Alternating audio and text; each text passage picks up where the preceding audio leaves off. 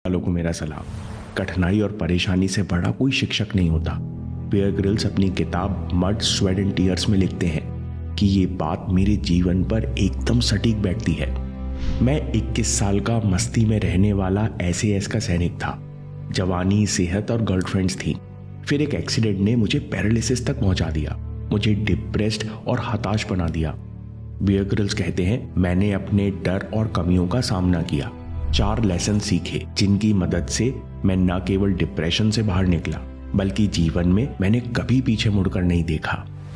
उस दिन पैराशूट नहीं खुला। बेयर ग्रिल्स कहते हैं कि स्पेशल फोर्स के चलते मैं एक अनुभवी पैराशूटर था। कई बार प्लेन से कूद चुका था, लेकिन उस दिन मैंने महसूस किया कि पैराशूट खुलने के बावजूद नीचे गिरने की स्पीड ज्यादा कम नहीं हुई। मैंने गर्दन उठाकर ऊपर देखा तो मैं घबरा गया। मैंने देखा कि पैराशूट पूरी तरह खुला नहीं है।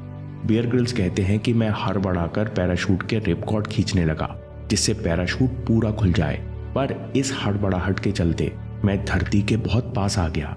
अब मेरे पास रिजर्व पैराशूट खोलने का समय नहीं था। मैं तेजी से पीठ केवल नीचे गिरा। नीचे गिरते ही भयानक दर्द हुआ। बेयर ग्रिल्स ऑटोबायोग्राफी में लिखते हैं कि 1600 फीट की ऊंचाई से गिरने के बावजूद मैं होश में था।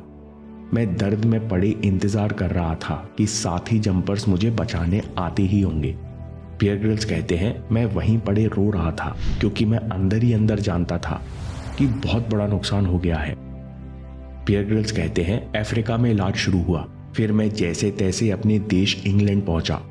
थोड़ा सा भी हिलने में बहुत दर्द होता। मैंने बार बार डॉक्टर से पूछा क्या मैं दोबारा चल पाऊंगा, पर किसी ने भी मुझे सीधा जवाब नहीं दिया। जब मैंने एक्सरे देखी तो क्लियर दिख रहा था कि T8, T10 और T12 टूट चुके थे। बेयर ग्रिल्स कहते हैं, ये कमर के वो हिस्से हैं जो सबसे ज्यादा मजबूत होते हैं।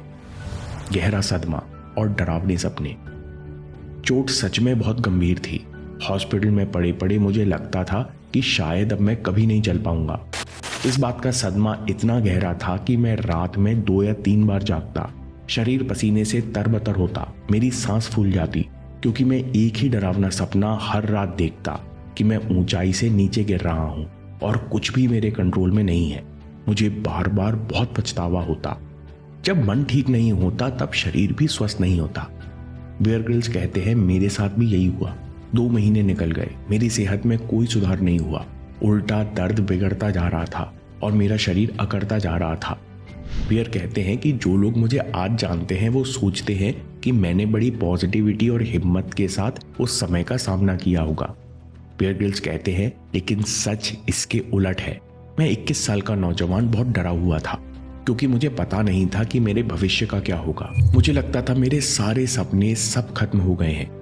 ये निराशा उदासी में बदल गई, उदासी फ्रस्ट्रेशन में और फ्रस्ट्रेशन गुस्से में बदल गया। मुझे हर चीज पर गुस्सा आता। मैं बहुत नेगेटिव और डिप्रेस्ड हो चुका था। बेयर ग्रिल्स कहते हैं, इस समय मैं अंदर ही अंदर जानता था कि मुझे अपना मन बदलने की जरूरत है। मैं वापस से जिंदा दिल महसूस करना चाहता था। मुझे क्या पता था एक छोटी सी तस्वीर मेरा जीवन बदल देगी। Picture frame. बेयर ग्रिल्स कहते हैं, एक दिन बिस्तर पर लेटे लेटे मेरी नजर दूर रखी पिक्चर फ्रेम पर पड़ी। तस्वीर थी माउंट एवरेस्ट की।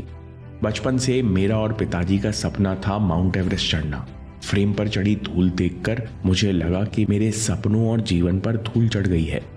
फिर मेरे अंदर से आवाज आई, बेबस नहीं हो सकते, कुछ करना होगा।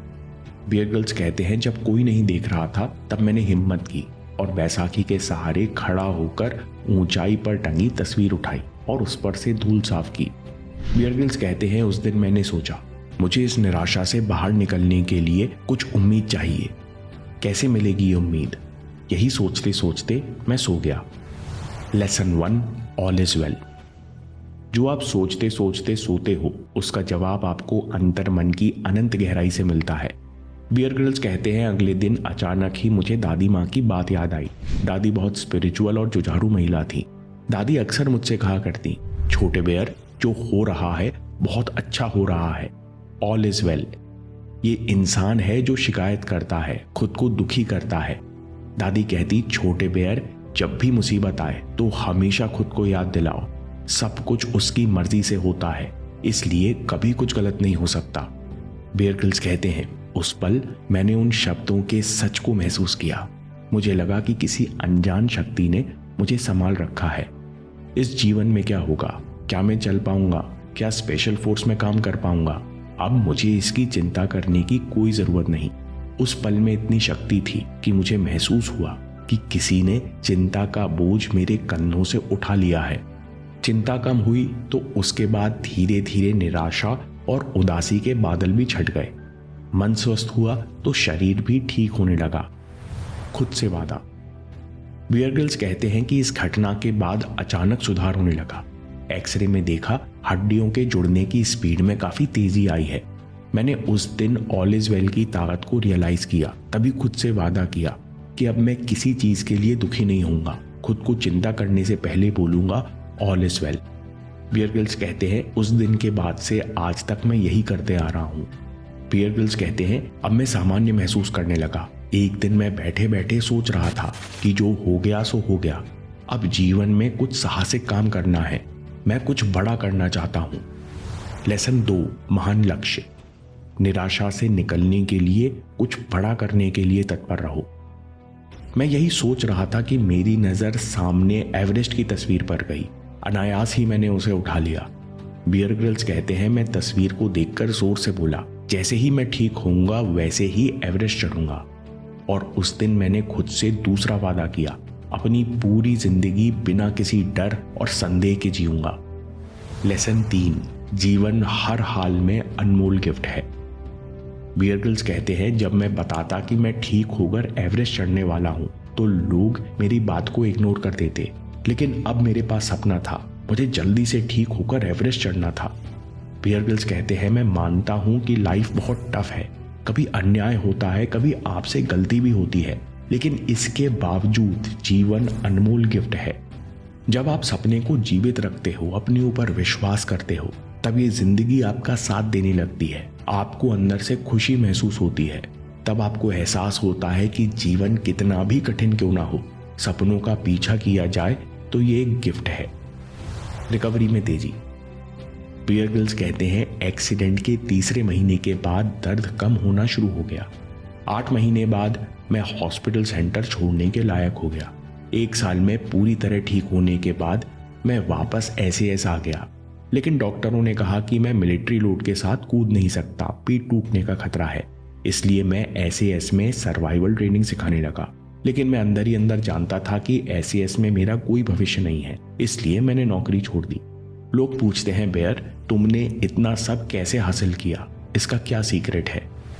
Lesson 4, keep going. SAS छोड़ने के बाद मैं बेरोजगार था और एवरेस्ट चढ़ने की ट्रेनिंग और इक्विपमेंट के लिए करीबन 25 लाख रुपयों की जरूरत थी। बियर ग्रिल्स कहते हैं मैंने 250 कंपनीज को स्पॉन्सरशिप के लिए प्रपोजल लिखे और मैं 250 जगह से रिजेक्ट हो गया। कारण, मुझे कॉर्पोरेट भाषा में बात करना और प्रपोजल लिखना नहीं आता था, लेकिन मैंने खुद से वादा किया था कि मैं बिना किसी डर और संदेह के जीऊंगा। इसलिए रिजेक्शन के बावजूद मैं नहीं रुका। एक बार रिचर्ड ब्रेंसन से मिलने गया, लेकिन सेक्रेटरी ने मुझे भगा दिया। फिर मैं किसी तरह एक कंपनी के CEO से मिला। मेरे पास केवल 2 मिनट का समय था। CEO ने मेरा जुनून देखकर मुझे 21 साल के लड़के पर भरोसा किया और $10,000 की स्पॉन्सरशिप देने को तैयार हो गए। जब एक बड़ी कंपनी ने मुझे स्पॉन्सर किया तो 5-6 अन्य कंपनीज ने भी मुझे स्पॉन्सर कर दिया। बियर ग्रिल्स एवरेस्ट पर चढ़ने वाले सबसे कम उम्र के ब्रिटिश बने।